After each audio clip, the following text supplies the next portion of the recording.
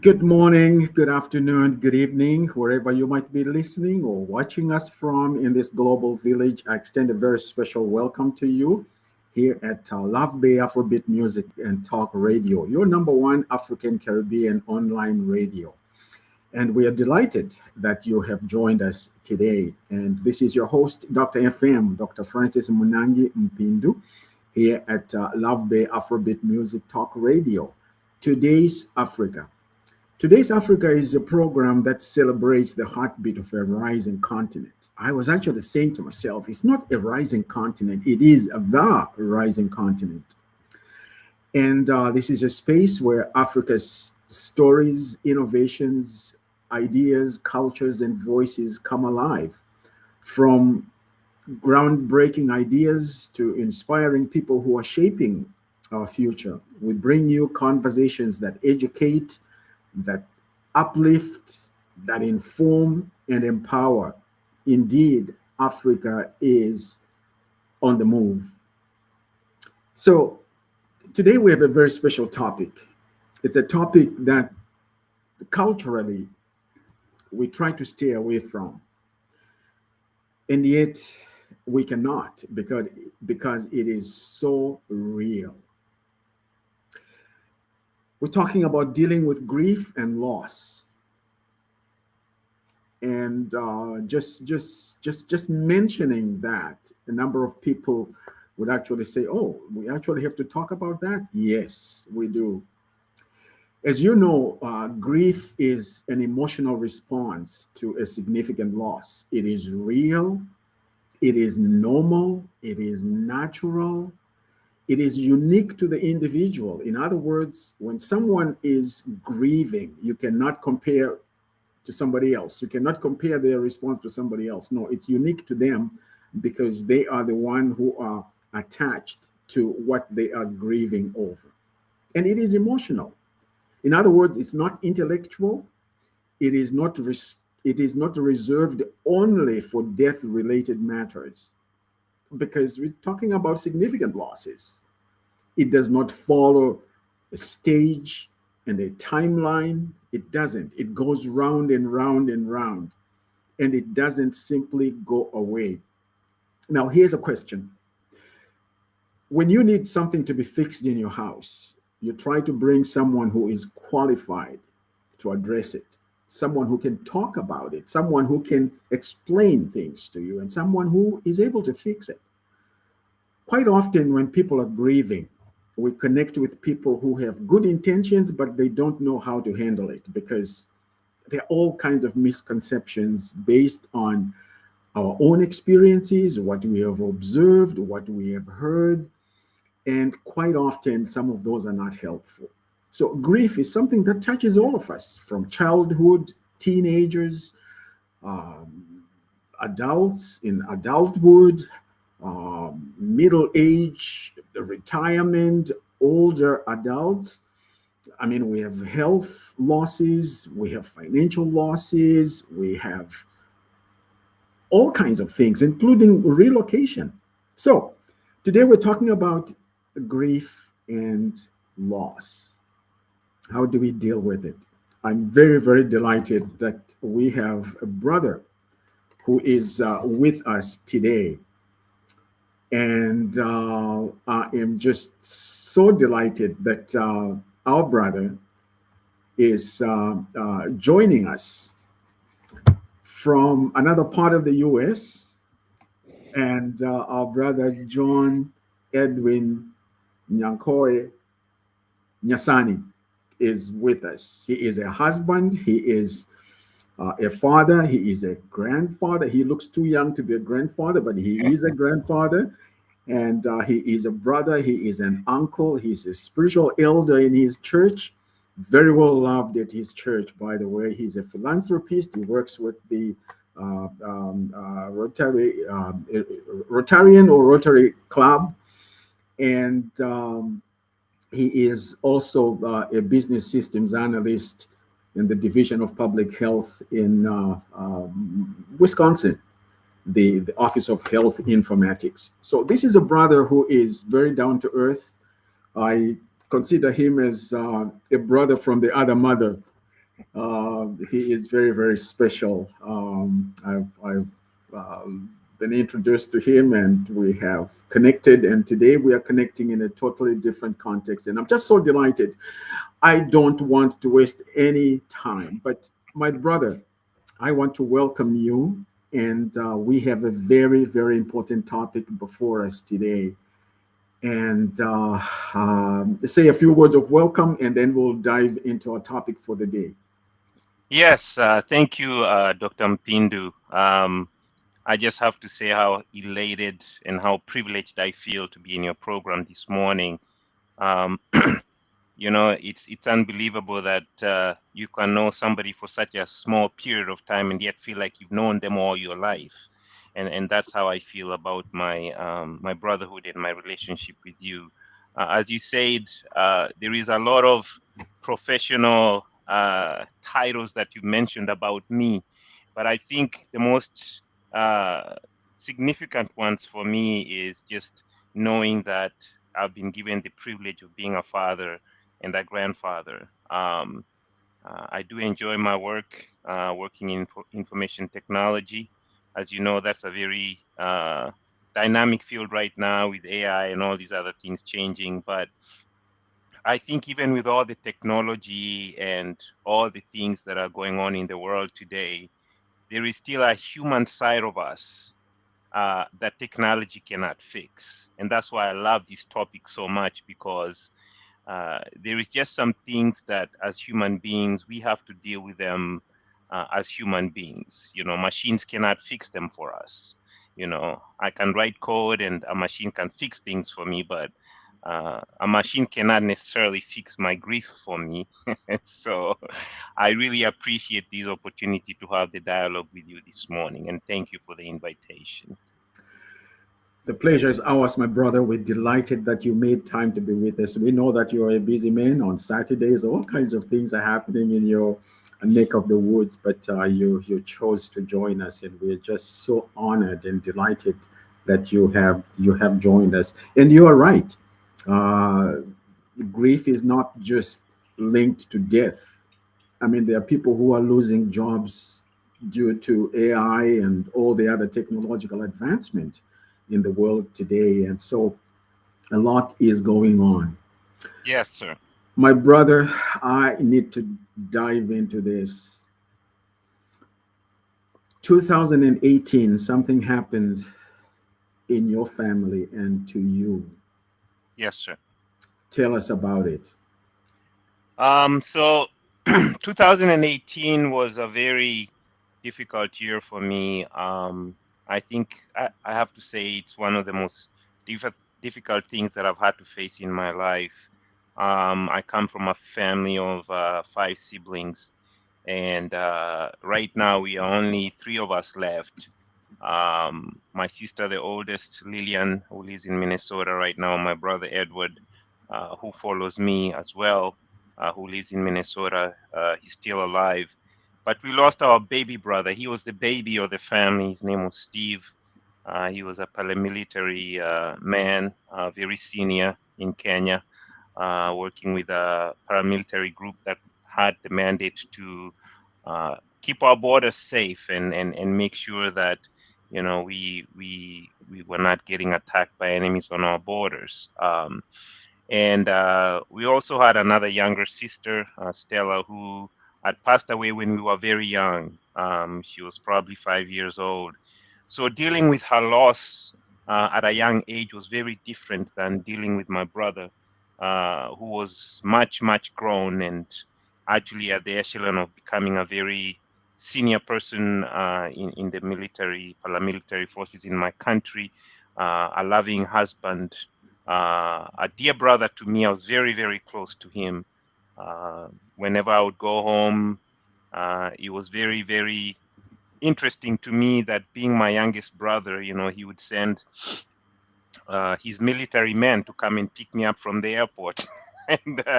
And I mean, I'm sitting right there next to him, and a lot of times I would be so surprised, like, is this really really my youngest brother? Because usually as an older brother they look up to you, and you're supposed to be the example and everything. And It was really interesting to be in that dynamic with him. But he loved riding motorcycles, and it is something of a passion that he had. I knew about it because he had written to me many times asking me to get certain parts from him here from the US because they were cheaper and they were better. And I never really understood at what level that he had the love for for motorcycle riding. He was actually racing back home, but he never revealed that to me. So in 2018, he had just had a conversation with my dad because he was a man who would go out in the bush with his men on special operations because paramilitary, as they are dealing with bandits, they are dealing with Al Shabaab right on the border of Kenya and Ethiopia and Somalia. So he could be gone for months and then he would come back home on leave to be with his family. And so he had just come back, and he had a wife and four young children. And my mom and my dad found out that he had been racing motorcycles, and they had told him, it's kind of dangerous because a lot of young people had died in Nairobi in that effect. And told him, hey, maybe you should not you know you should not be doing this because it's very risky. What if something happens to you and you're not able to take care of your family? And so he was on his way. He had a very, very powerful Kawasaki bike that he had specifically worked on for years. It was one of the best races in Kenya, from what I hear. And it was very mysterious to me because that's a life that he had never revealed to me. And he was on his way to get a much more smaller, leaner, if you want to say it that way, bike, so that he could kind of like tone down that kind of racing lifestyle that he had. And on the way there, to exchange the bike for a much smaller bike, still loved the sport, he still wanted to do it, but he didn't want to do it at the level, having that warning from my parents. And as he was going there, he was involved in a tragic accident and he died on the scene, so we lost him.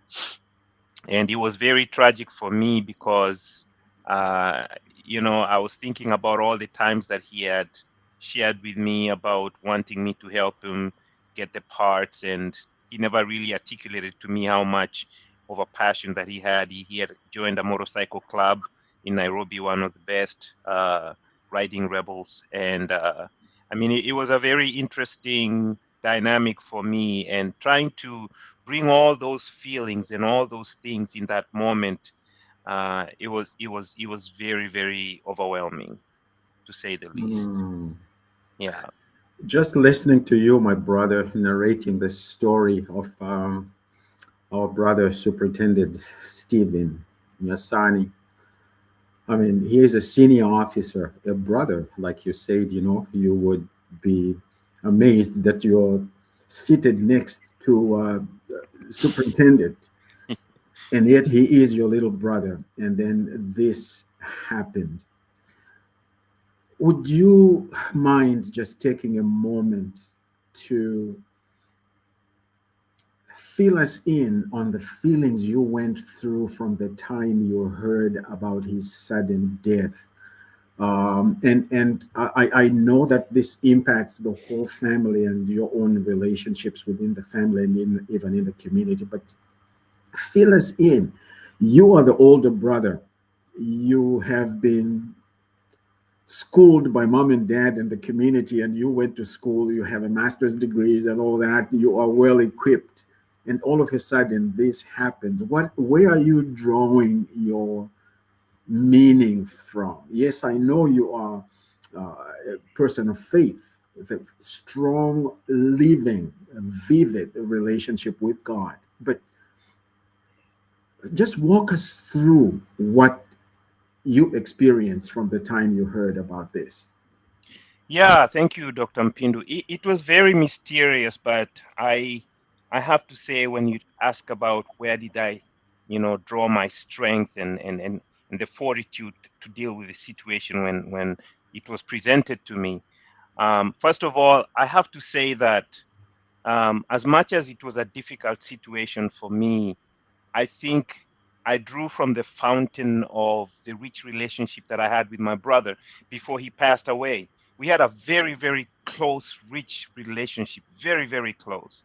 Loved each other very deeply. Um, I mean, when I would go home on holiday, coming from the United States, I would stay at his place. I would spend time with my nephews and my nieces, and we didn't have a transactional kind of like, you're my brother, I'm your brother, I know that. But it was really relational, very, very deep. I think that to a certain extent kind of, softened the blow a little bit, even if it was very lethal blow, because to lose your baby brother, to see him, um, grow up and aspire for this very lofty position in a paramilitary organization in Kenya. And he didn't start, he didn't start, this military journey easy. I mean, he was unemployed for many, many years.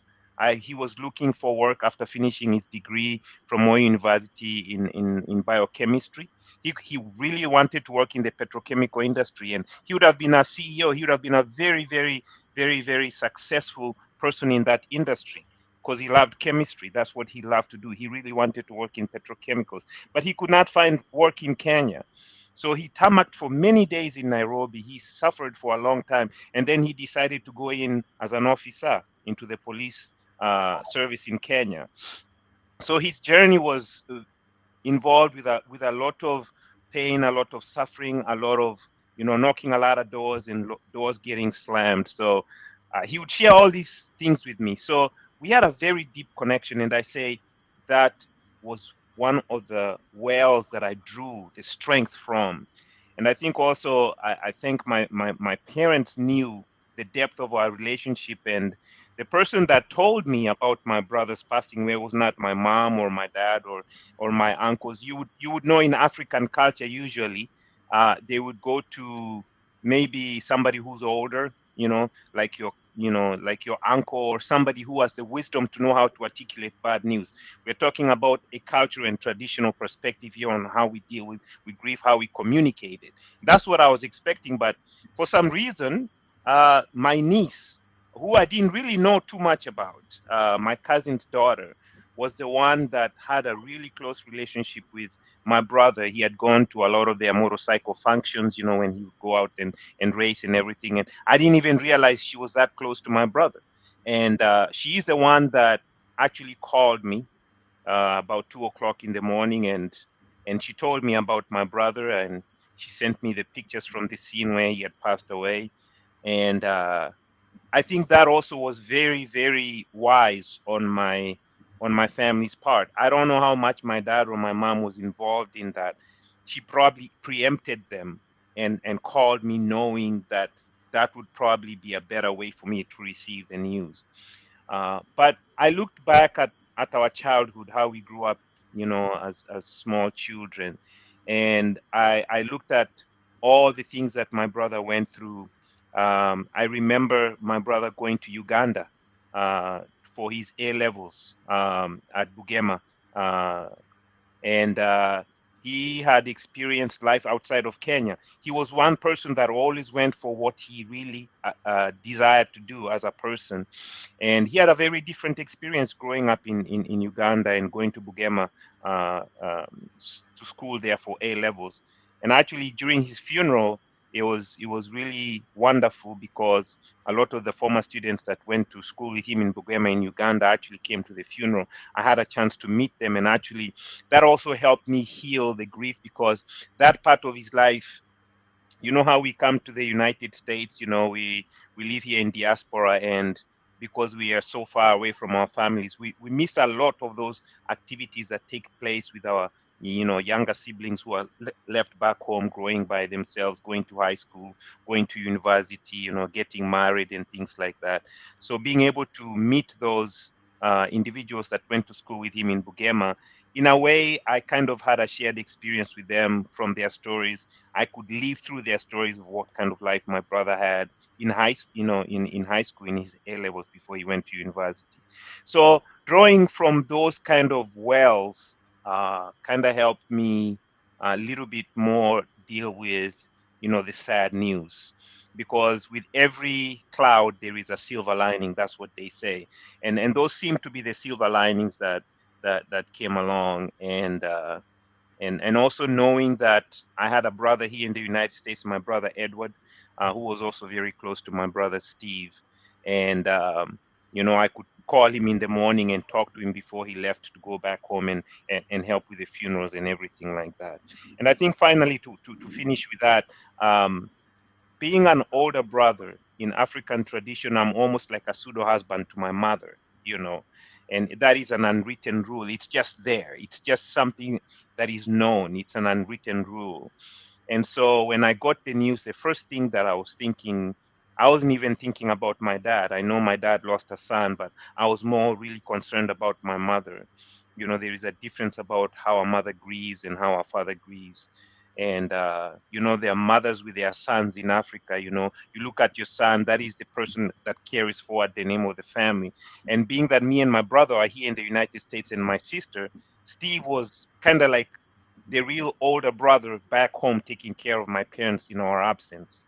So in that respect, I had to be very calculated in the way that I was going to approach my mom and make her know that I'm coming home. And according to my tribe and my tribal culture, nothing could go on with my brother's funeral unless I come home. I had to come home and be involved in the decisions. So I also learned a lot about my culture way of dealing with my position as an elder brother, having the decision making baton for my family, and how they had to wait for me to get there.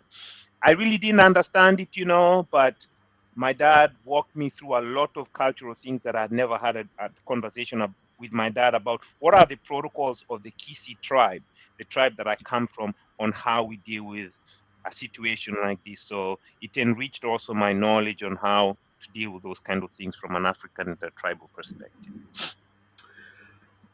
Oh, my brother, just listening to you, I know that there's a whole lot of things that we're going to talk about today. By the way, I should preempt this and let you know that we have to bring you back, because this is just the beginning of a conversation, and we definitely need to have other related conversations to this, because we don't have all the time to touch on some of the things we would like to touch on. But you know what? I really appreciate your openness. Just this, the transparency there within you, and I'm hearing words like I learned a lot. I heard this. I was open to this. I discovered this. And that is beautiful, my brother, because when things of this nature happened, a brother dies, it it turns the world upside down, and you're learning to live without him. I remember listening to someone who said, my brother, when they passed away, this was an older brother, they said, when my older brother passed away, he hadn't prepared me to live without him. And Hmm. that was one of the most painful discoveries, because sometimes there is no manual that is passed on to you and say, well, you know, you are the IT guys, you are into, information and all that. Somebody brings a manual and says, here's a manual for grief, so look through it and deal with it. There isn't any. There are some cultural elements, and I'm so glad you're bringing this, because in today's Africa, we're talking about our cultures. We also talk about our voices and our own transformations and things that inspire us to become better people. And you also used the word richness. There was a richness within the culture uh, growing up, which you discovered later. And this is beautiful. Not every culture deals with things the way we do. And then you're Hmm. saying all of a sudden, now you are the big brother, and not just the big brother, but you are representing the homestead. Mom and dad are still there, but they're looking up to you in terms of decision making, because now they realize what is important to you, so that they can celebrate the life of your brother. And this is just wonderful. You're listening to Love Bay Afrobeat Music Talk Radio, here with your host, Dr. Francis Munangi Mbindu. here at Love Bay Afrobeat Music Talk Radio, your number one African Caribbean online radio. And our topic today is dealing with grief and loss. And we're delighted that we have our brother, John Edwin Nyankoe Nyasani, who is a husband, a father, a grandfather, a brother, an uncle, an elder in his church, a philanthropist, and a brother who understands information and how to analyze things so that things are done right. But all of a sudden, you find yourself in this game that is emotional. Some of the things don't even make sense, but they're real, and you're dealing with that. Now, who were some of the people who were close to you? I know you mentioned dad, which is a powerful, powerful tool you had in your toolbox. Because some people no longer have dads Yeah. to be able to walk with you. But dad was there. And of course, he is an intelligent man. He's a graduate of Makerere University, so he is well schooled. But the traditional elements are right there. Now, are there some other people who came alongside you? I'm saying this because yesterday I was talking. Is it yesterday or the day before? I was talking to a brother who is a deacon in his church, Deacon Tom, and we were talking about how in this world, we have people who try to diffuse energy, and they try to make grief so clinical that Mm, it actually loses the relational elements. mm. And so who were some of those other people who came alongside you and walked with you? Yeah, I'll say something about my dad before I go to those individuals, if you don't mind. So, my dad, when we were growing up, he was a civil servant. And as such, it rendered him in a way where his job would transfer him all over Kenya. So we went to I think we've lived in pretty much all the provinces in Kenya. Kenya has 8 provinces. So we've lived among so many different tribal people. And so, in that way, we were exposed even from an early age as children from people from different tribes, And, every tribe has its own unique way of doing things and unique way of looking perspectives of life. And so, we would very rarely, we would go to the countryside where my dad was born and raised, where, my grandma was. And so a lot of my concept of what anything meant to be either Kenyan or just a young man, even a young man in high school or primary school, was very, very diverse. It was not just based on my particular tribal experience as a Kisi tribe, right? So I think I give a lot of credit to my dad, because I think that also helped me to really look at life not kind of like in this very kind of homogeneous one tribal perspective kind of way, because there are times when, I'm sure my dad lost people from different communities from different tribes, and they have their own different cultural ways of handling, that kind of grief. And being that he was an officer, he was somebody that was loved in these communities, attending those things, I think when my brother passed away, um, I could draw back to the fact that, yeah, this is painful, this is new, it has never happened. Like you said, you don't have a manual for it. But all the different people that came to my brother's funeral from Bugema, Uganda, right? All the people who came from his motorcycle riding club. I don't know anything about motorcycles. I don't know what that culture looks like. And I'm telling you, it was the first time in my village, because I come from a very small village. All these motorcycles, they rode all the way from Nairobi. They had a procession all the way to the village. You know how the motorcycle sounds like a bee. People are so shocked, they had never heard those kind of, that level of like many motorcycles coming in. So in a way, my brother's death and coming back home to this small village brought all these diverse, different kinds of cultures that people had probably never experienced, you know. So my dad allowing us to, when we were growing up as small children, being around all these different diverse kinds of people, I think when that came to our village and during my brother's funeral, it was very easy for me. And then having been raised here in the United States, I came here when I was 17 years old, right out of high school.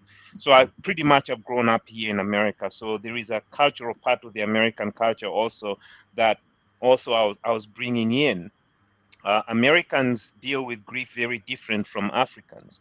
I mean, we don't have a concept of, for example, if somebody was to tell me that my brother was cremated, that would really, really surprise me because in my community, that is something that is not African really. Like that's not something that is acceptable. Maybe now as we, as we are growing as a people, as a culture, and we're coming from, we're blending with other cultures, those kind of concepts become more acceptable and more understanding to us.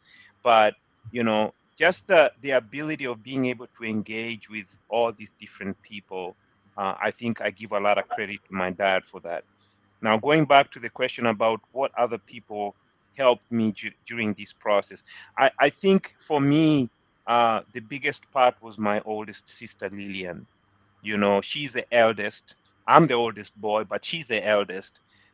She went home immediately when we found out about the news, and she was basically carrying my role as I was waiting for myself to get a ticket to get back home. So in a way, she was my pseudo, person to do all the other arrangements for my brother's funeral. She was instrumental because even if she's a girl. And in African culture, there is something about the eldest boy. Even if my sister is the oldest, there is something about the position of that boy, you know. And I have to give a lot of credit to my parents because I don't know if you know the story in the scriptures when Moses was getting ready to die. One of the things that was so different about Moses in the scriptures, and I forget the chapter and verse, is that he allowed his daughters to get inheritance. These laws about inheritance in Africa, brother Mpindu. And my dad did not say, hey, because my oldest son is not here, my daughter cannot do these things because she's not a man or whatever. So in our family that was accepted, and people knew that that's how my parents raised us. There was no difference between girls and boys. Although they respected my position, my dad was okay with my sister running and doing the things that she needed to do. So from a cultural perspective, I think that was a really, really great help for me in that my dad and my mom had already displayed these change in cultural perspectives about the role of boys and girls, right? So when my sister came to the country and she was running everything, she would go to the old man and, they would just sanction her. They would just, work with her knowing that I'm coming, but they did not prevent her from doing anything. And I think that was really great. Another person was my mom.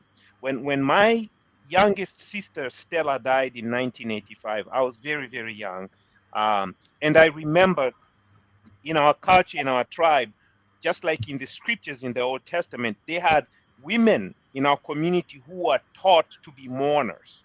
So when we would have funerals, these older women, they would run down from their homes, they would run all the way to our house, and they would be professional mourners. That certain families were known for that. And I will never forget it. It was the first time that I'd ever seen anything like that.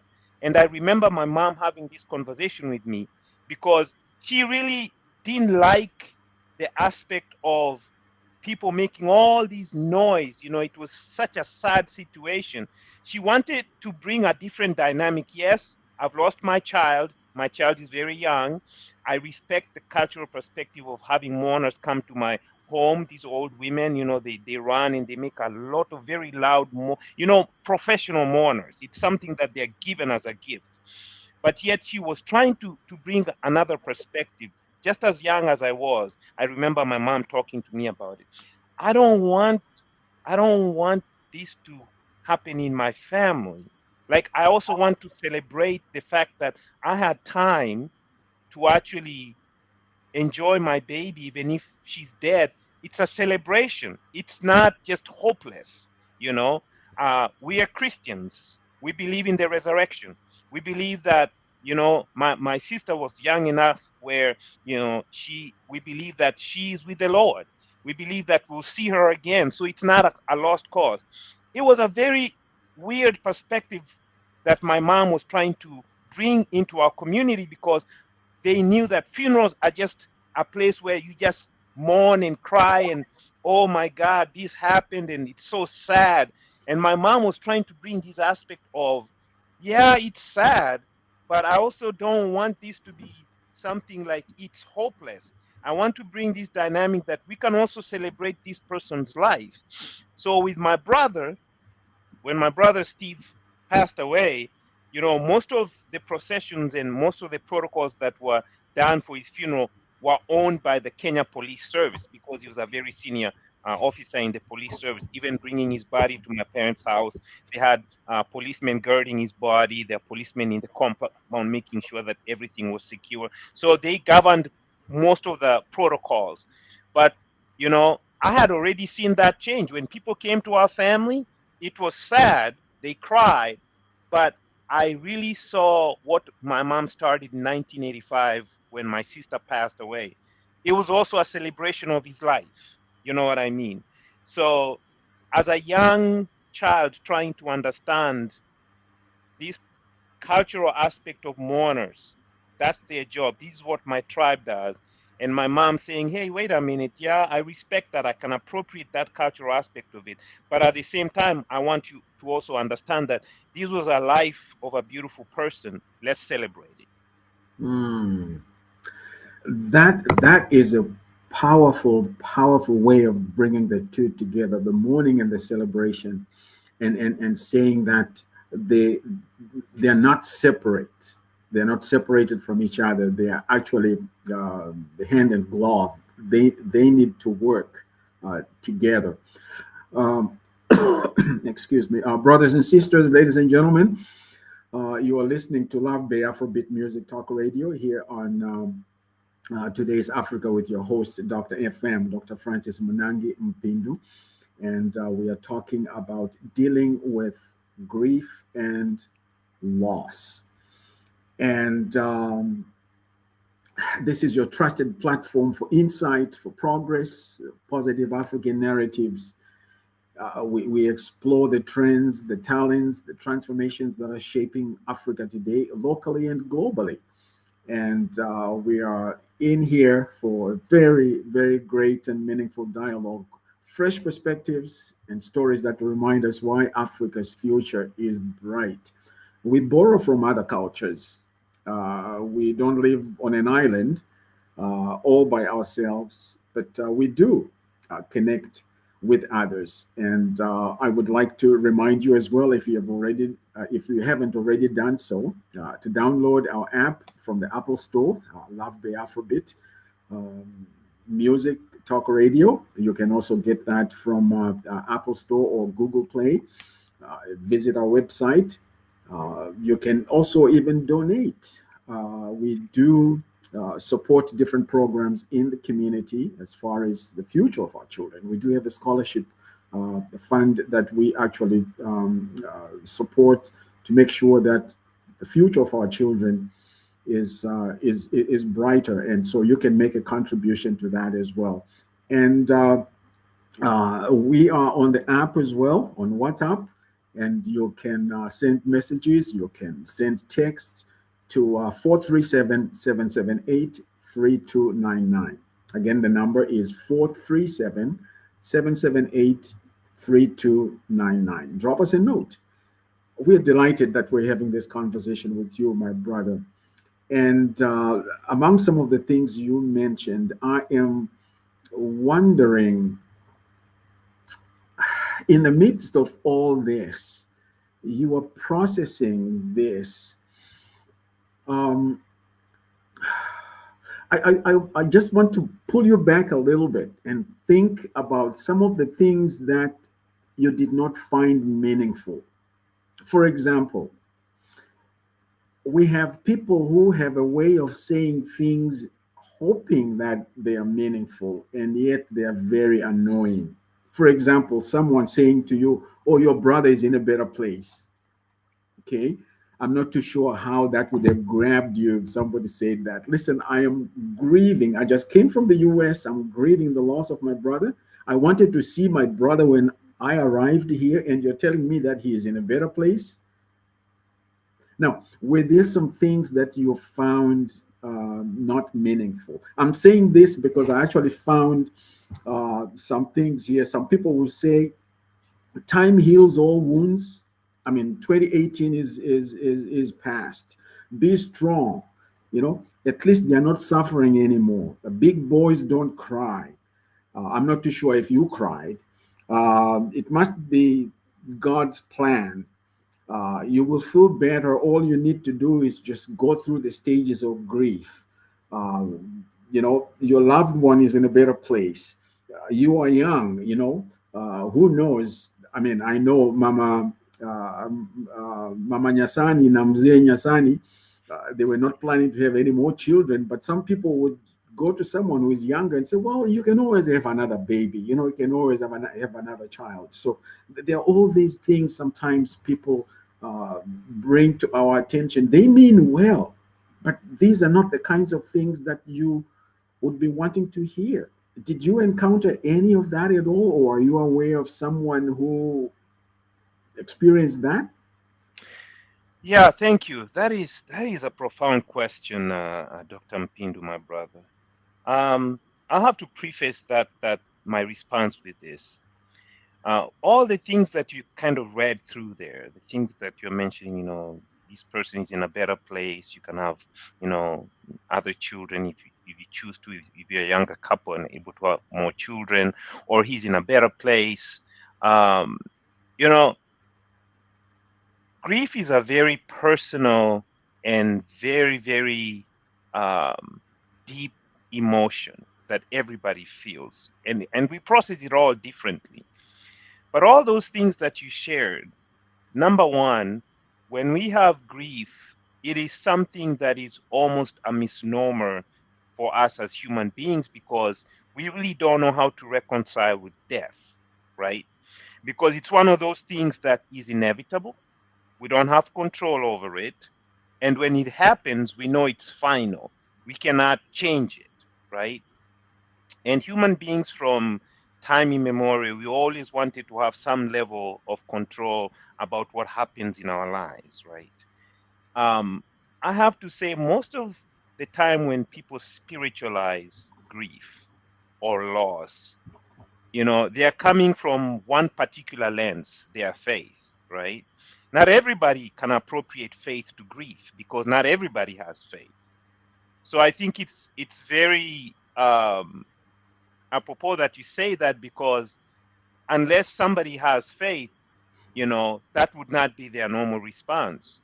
And a lot of times when people tell you those kind of things, they're assuming that you are a person of faith and could be far from it.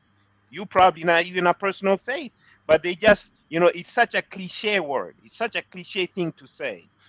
And I find most of these things to be very Anglo-Saxon, Eurocentric kind of appropriations towards grief. It's very interesting because when I went back home, unless it's people who, like I saying, was trying to spiritualize the experience or whatever, most people were mute, really. All they did was they came to me and they just wept over my shoulder and they just held me, really. They really didn't really say anything about how I should be processing that grief. A lot of them just hugged me and they said, oh, our son, oh, our son is gone. They didn't tell me how to deal with it. They just expressed how much this person meant to them in the community and how much his loss is going to be, you know, impacting them, which was a very different dynamic from what I had in the United States, traveling and getting ready to go when I told people, well, I'm traveling to Kenya because I lost my brother. So there was more of those kind of things that you mentioned earlier, because you know it's a very kind of cultural thing for people to say those kind of things, like you're saying, very clinical, you know, very kind of like spiritualizing. But what I experienced at home was very, very different, and it also differed with different age groups. The older women and the older men, uh, really, to tell you the truth, uh, they really didn't say much, Brother Mpindu. They just held my hand and they just wept. They just wept. They said, my brother was one of the few young men from our community, that our community has a lot of people in the discipline forces, armed forces, police force, whatever. Our tribe is not really known for being in those kind of things, and he happened to be one of the most senior people, that very young age. He died. He was barely in his 40s. You know, and he had such a senior rank. So people are thinking, this is one person from our tribe, being that it's a very small tribe. He could probably be even the commissioner of police one day. And all our boys from this little tribe in Kenya might have an opportunity to look at him as their mentor, and he might open doors for our young men here in the village. So the appropriation of their grief towards me was more about the value that my brother would have either brought to the community or had already brought to the community. Many of them, when they would come to me, they would tell me, "Oh, your brother, man, I knew that was him when on a Friday, I could hear that bike so loud, because his bike was kind of loud. And people in my community, they are used to the little bikes that take you from town, to the village or something.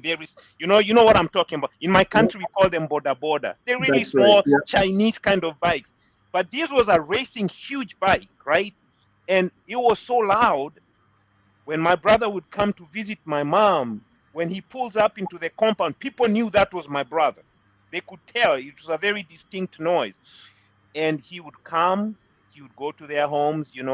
My brother, one thing about him, he was a man, and sometimes I wonder if this helped me actually deal with his loss.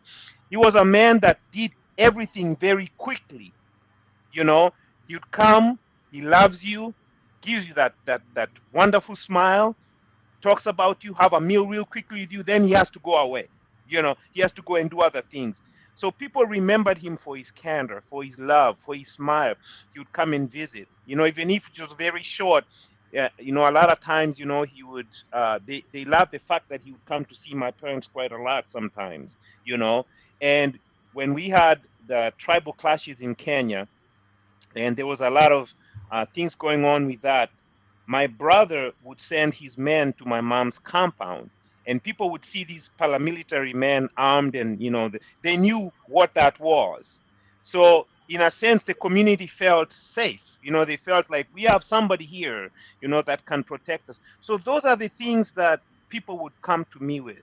I think the only negative thing that I can say that I ever experienced with people coming to me during that time is, you know, some people, would ask me, now you're the oldest brother, and, don't you know that in our culture we are supposed to do this? Uh, don't you know that this is the protocol? Not knowing that I had already handled those things. My dad was right there with me, you know. And my dad, I told him, my son didn't grow up in Kenya. My son grew up in the United States. So a lot of these things he doesn't know. So my dad would be my spokesman, almost like Aaron and Moses when he came before Pharaoh. He told God, look here, God, I can't speak, I'm not eloquent. So when I came to represent my family during my brother's funeral, I came with a lot of humility, and my dad was like Aaron to me. He was my spokesperson to those people. But when they would get me one on one, it was the opportunity to say, well, don't you understand our culture and blah blah blah. And me, I would just be very humble. I say, sir, I'm sorry, but my dad is guiding me, you know. And then I would explain to them, and I think they would understand. But I think that was probably the most interesting thing to me. But I did not take it personal, and I didn't take it Yeah. wrong, because what I understood, Dr. Mpindu, was that they were trying to understand, how can I be this old, live this long, and did my dad teach me something about the Kisi culture and how to deal with these protocols? And my dad was okay, because he never really spent a lot of time with us in the countryside, and he knew he had to play that role for me. Hopefully that helps. Oh, it does. You know what, my brother? I mean, you talk about African culture, you talk about insights and perspectives and African narratives. That's what you have done today. And I also like the part that you've painted this picture that there is no one way to grieve. In fact, uh, you are helping us to understand that you could have different people within the same family grieving differently, and that's okay. Hmm. And if certain cultural aspects are not done the way they should, the family is like, we are okay, we understand our son. What a powerful environment your mom and dad created for you. Do you know, sometimes when people die, my brother, it just becomes an opportunity for people to display their conflicts and their dislike for each other. But it looks like the environment that was created by the Nyasani family was very welcoming, and it was very diverse, in the sense that, listen, if you want to say something, go ahead. If you don't want to say something, if you just want to go to Edwin and put your head on his shoulder, go ahead and do that. And you felt that you were not being pressurized to do anything or to say anything. You could just be quiet like them, and that's okay. That is a beautiful, beautiful gift, my brother. And I am really delighted that we are having this conversation, and I'm looking at the time, and I'm like, oh wow, time has gone by.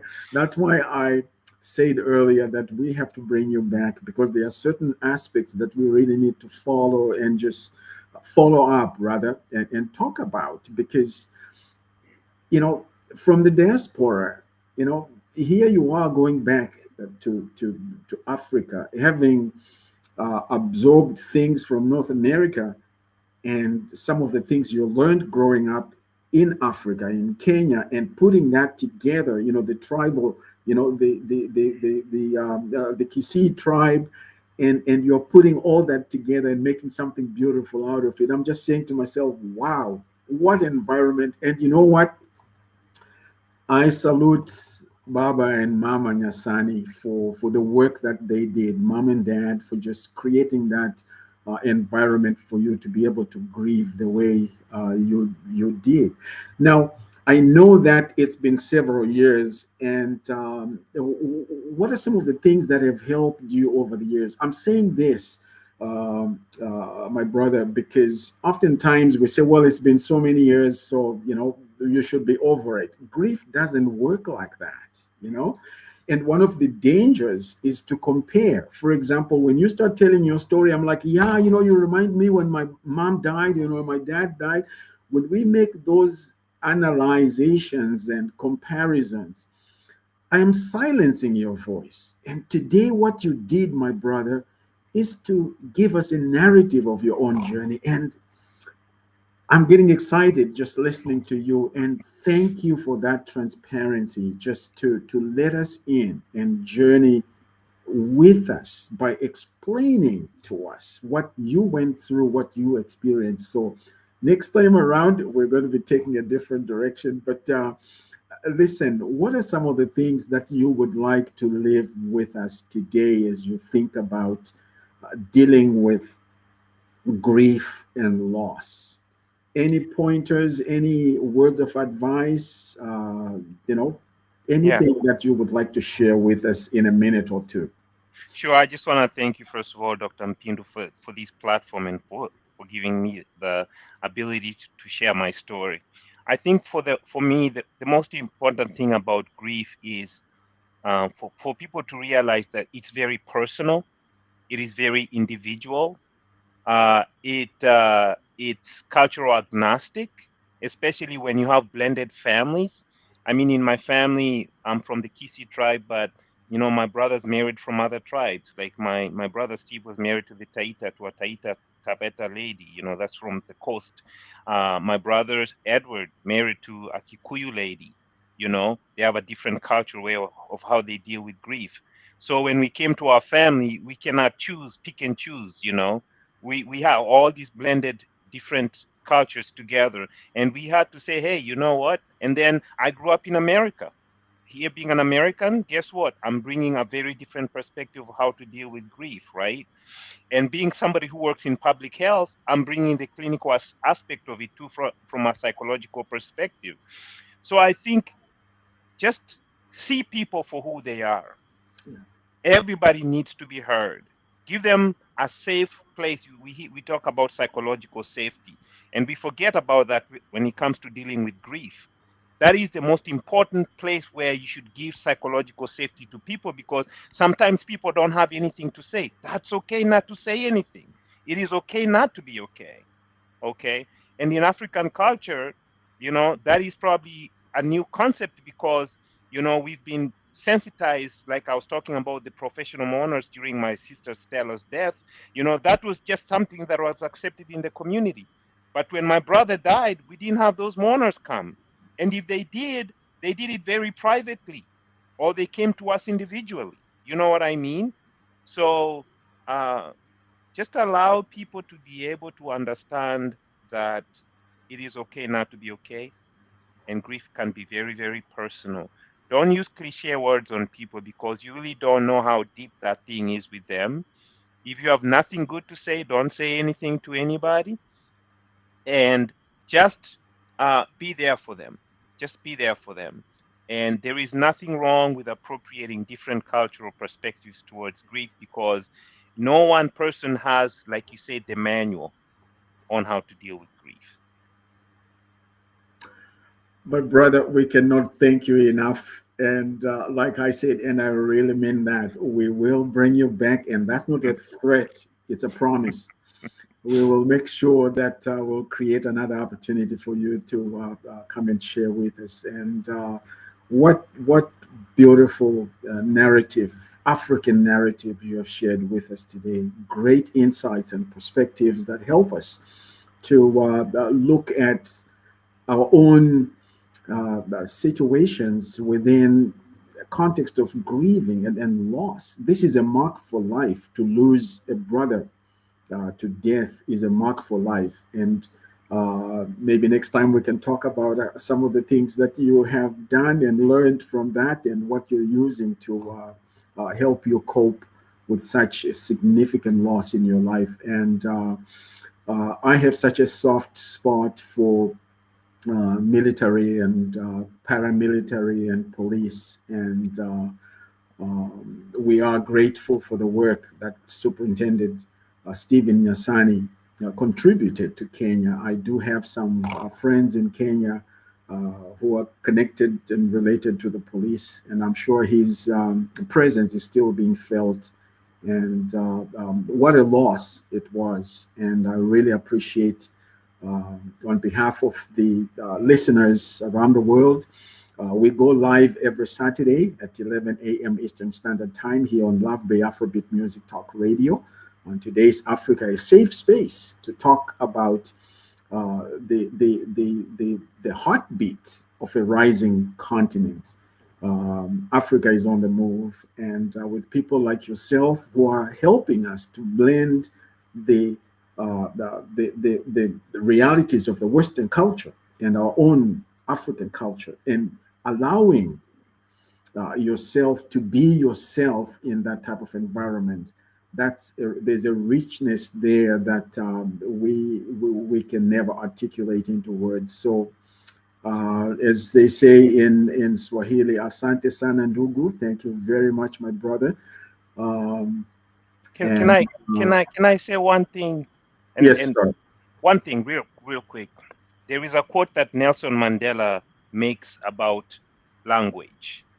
And as a leader of the people, I think somebody asked him a question, and he answered and said, look, um, if you want to be a leader for your people and you cannot speak their language, I can't quote it like him, but there is a quote that he talked about. How are you going to be able to lead your people and you cannot even speak their language? So grief needs a particular language for you to speak to be able to reach the people who are grieving. And if you cannot speak that language to them, a lot of times you cannot help them. Just like Mandela said, for you to be able to help your people and lead them, you got to be able to speak their language. Well, Mm. there's some people who don't speak Zulu, some people don't speak Sox. I mean, there's people who don't speak English, but they speak Zulu, Soxa. I mean, if you're a leader, you come from that community, sometimes you have to go and speak to them in the language that they understand and enlighten them on something else that they don't understand. I thought that was a powerful, powerful statement that President Mandela said, I cannot be a leader of my people if I cannot speak their language.